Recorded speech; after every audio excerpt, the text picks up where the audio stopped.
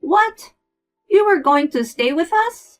I didn't make a reservation for you. My mind goes blank to hostility.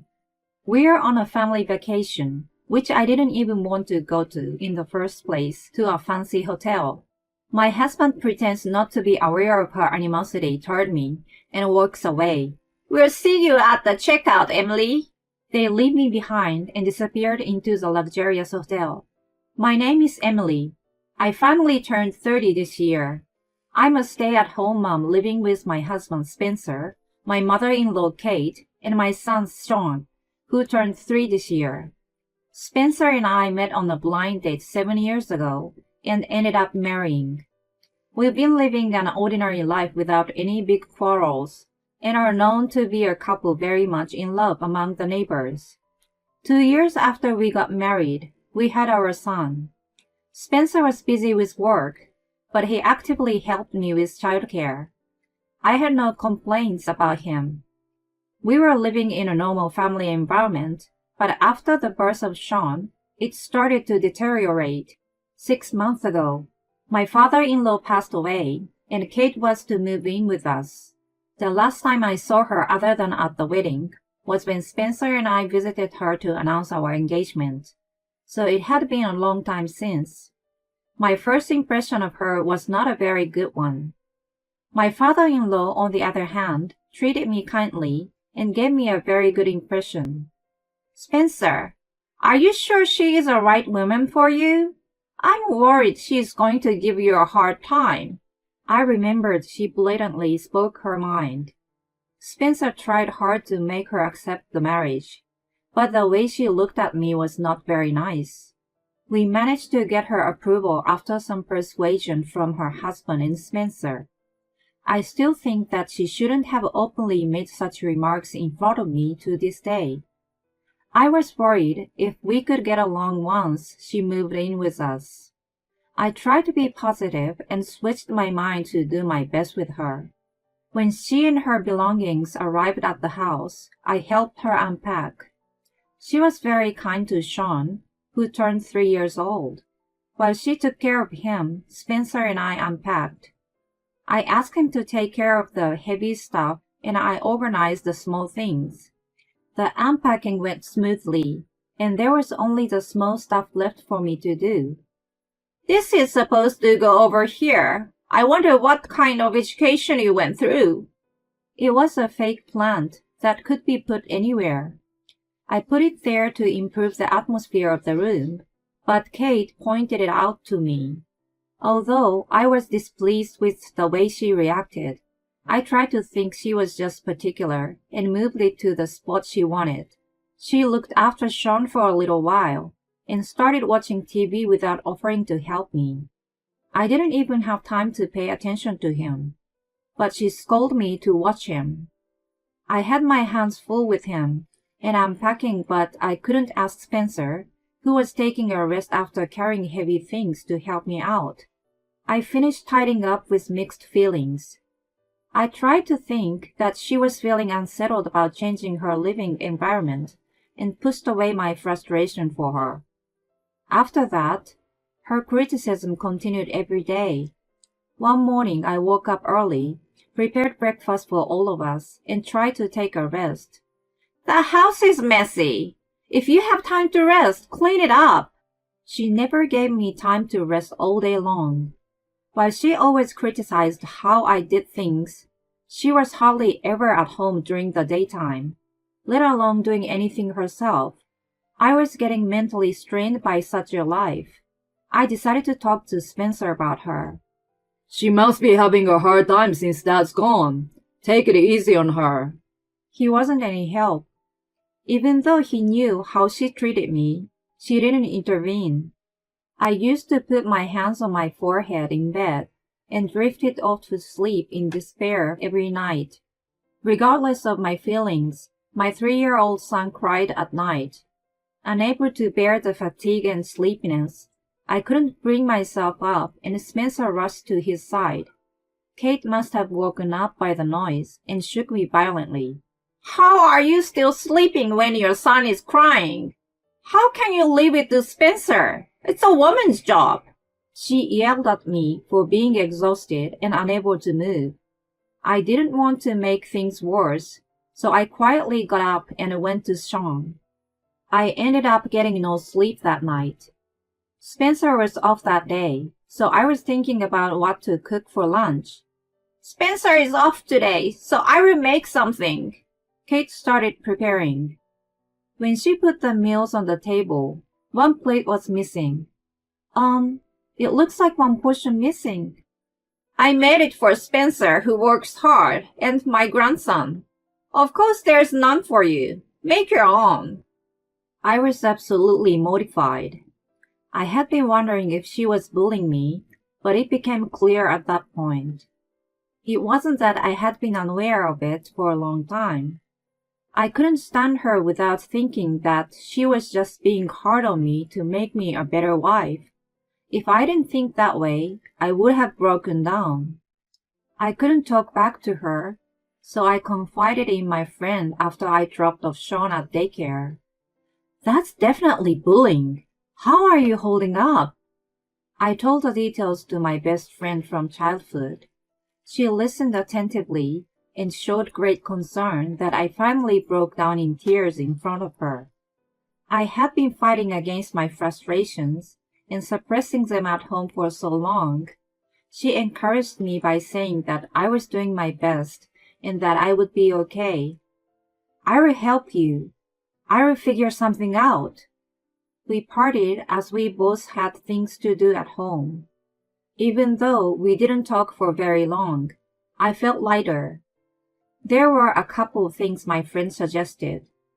One was to put a bug in the house and record what was said on a daily basis. I bought a cheap recorder on the way to pick up Sean and then went home. Kate was out as usual, so I immediately set it up in a discreet place. In the middle of cleaning, I picked up a piece of paper that had fallen out of a drawer in Kate's room. When I opened it, I saw a personal loan agreement, and the amount was $20,000. I couldn't believe my eyes, but I thought this might be useful, and put the paper in my pocket. After a while, Kate returned, and then Spencer came home just in time for dinner. We sat around the dinner table with the usual complaints from Kate. Oh, by the way, my friend gave me a discount coupon for a one-night stay at the 5-star spa hotel. The fact that she brought up the subject suggested that she wanted to go. Spencer was very much in favor of it, and my son was also excited. I honestly didn't feel very enthusiastic, assuming it was going to be a horrible experience for me. Well, since you are here and you're always working so hard, you can come along too. I couldn't believe my ears. I was astounded to hear it from someone who had been harassing me so much. I would think about it. Maybe she meant well. I didn't want to think that she offered with malice. She wanted to book everything the next day. I couldn't sleep that night, trying to decide by the next morning, so I sat on the sofa for a long time contemplating. About the trip, Sean wants to go too. Mom won't watch him, and it's hard to take him with me alone, so I want you to come with us. You don't help me when I'm being treated so badly by your mother. I don't want to go. Spencer couldn't say anything to that. Of course, I didn't want to do him a favor, while he turned blind eyes to my suffering caused by his own mother. He pleaded with me to join, so I gave him a condition. Just as well, for starters, have a look at this. I found it when I was cleaning Kate's room. I showed him the IOU I had in my pocket. He was stunned with disbelief on his face. He couldn't believe that his own mother had a debt of $20,000. Can we help her pay this off? As her son, I can't just leave it as is. He asked me because I was in charge of managing our money. Of course, I declined it. I had no good intentions to help someone who mistreated me. I did understand his feeling as a son, but I could not accept him. I beg you. I want you to help me with this and the trip. Only if you accept my conditions. The first was that when Kate mistreated me or over-criticized me, he must intervene. The second was that I was to make a rule for her, write them down on a piece of paper, and post them all over the house. If she could not agree to these conditions, we were going to kick her out. I proposed to Spencer, and he agreed with them. We decided to start this after the trip. I asked my friend to post the rules in the house while we were away. We were to act as usual until the trip was over, and then we would drop the bomb. Spencer agreed to this, and I decided to go with him on the trip. The next day, I let Kate know that I was joining them and kept chanting in my mind to be patient for a little longer. On the day of the trip, Spencer took everyone's bags, and we were about to leave the house. "You don't need to carry the bags. Let Emily do it." Kate's bully started right away. He glanced at me apologetically. I obeyed her, thinking it was better not to cause any animosity for what was to come later. The bags were so heavy that it was hard for me to carry them alone. On top of that, I had to take care of Sean. I supposed I wouldn't have any energy left to enjoy the hotel. We took Amtrak a little farther away and then drove over a mountain road to the hotel. Both the exterior and interior were very beautiful and luxurious. Sean was very excited and went to look here and there. Kate looked around taking in the decor and went to check us in at the front desk. Afterward, I grabbed my bag and was about to go to the room. What Kate said then blew me out of the hotel, literally. "Were you planning to stay with us? I only made a reservation for the three of us." I had no idea what she was talking about. I was at a loss for words right then and there. The only reason she invited me on this trip was to use me as a porter. She had no intention of letting me stay with them from the beginning. Gradually, understanding the situation, I asked her, "Then, where should I sleep?" "I don't know, and I don't care. Why don't you just camp out in the wild around there?" She asked me to join, and then told me I had to sleep out in the woods. Something was seriously wrong with her. I couldn't help but feel enraged. I was about to yell at her, but she and my family disappeared into the hallway. "I will see you at the checkout time, okay?" I stood in the lobby for a while and left the hotel. I knew there was a catch, but I didn't expect to be forced to camp out. I was on the verge of tears. All I got from Spencer was a message saying I'm sorry. I couldn't even bring myself to reply to that. It was past noon when we arrived, so I took my lunch at a random cafe and found an open field where I could see the night view well. As soon as I arrived at the field, I received a call from my friend. "Hey, how's the trip going? I did what you asked." I contacted her in advance and gave her a duplicate key. I told her what had just happened. She was furious and offered to pick me up, but I declined. I was thankful to her, but I was sure Kate was going to get what she wanted if I had left. I couldn't foresee what she was going to do to me later. After hanging up the phone, I decided to consult a lawyer just in case. I sent him my evidence as I intended to sue her for emotional abuse if she was to be kicked out after the trip. If it was determined that there was no premeditation, I couldn't file a claim, but I had concrete evidence that should have proved it. The lawyer assured me that I could if I decided to. After the call, mental and physical exhaustion hit me hard, and I laid down on the fresh grass. I ended the day in an open field with a beautiful night view and chilly breeze. The next morning, I met up with Kate and my family just in time for the checkout. "Emily, did you stay in the woods? I bet you didn't even clean yourself. You're so filthy." Spencer tried to stop her, but she quickly changed the subject. By the looks of things, he must have told her that forcing me out was too much. She bragged happily that the hotel was very nice. Sean's smile was my only console on the way back home. When we got home, Kate immediately shouted, "What is all this? Don't play with me!" There was rules posted all over the house. She must have read some of them because her face turned red and became furious. Then, Spencer showed the IOU to her, and her red face immediately turned pale. Her mouth was agape in confusion. At first, she tried to deny it, but when he grilled her, we found out that she had been on a spree with her husband's life insurance.